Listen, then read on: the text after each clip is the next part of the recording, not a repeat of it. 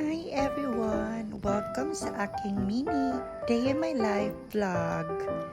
So ito, ang call time namin today is 6:30 AM sa bahay ni Kuya Onel. So kailangan kong gumising ng maaga and then prepare. Yan. And then jackets. Kasi umuulan sa labas. So kailangan kong magsuot ng jacket. Plus kasama siya sa costume namin for today's show.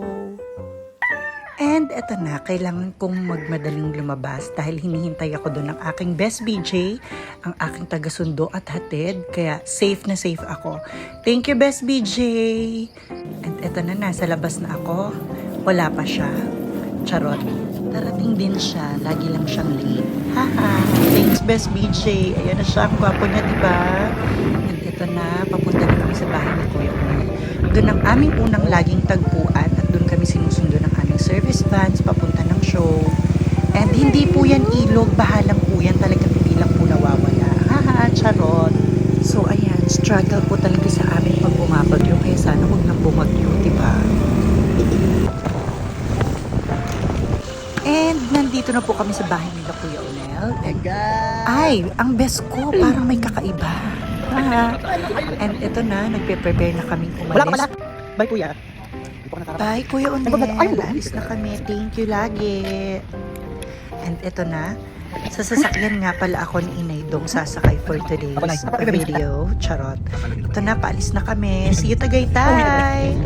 And pasensya na po sa mga chismisan. Ay, bakit?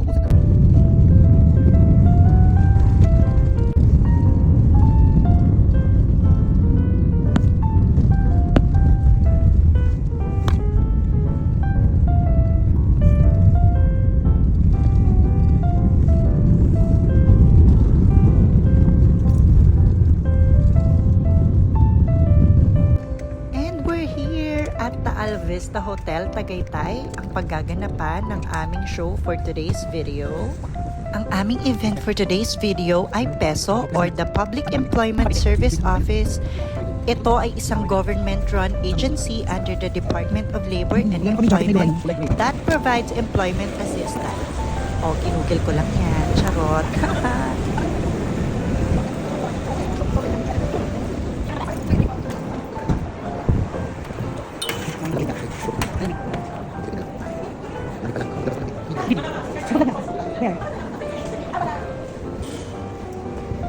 Where are you going? To the PESO event for the Red Team. Okay. Where are we now? At the Alvista Hotel in Tagaytay City. And it's cold because it's a bit raining outside.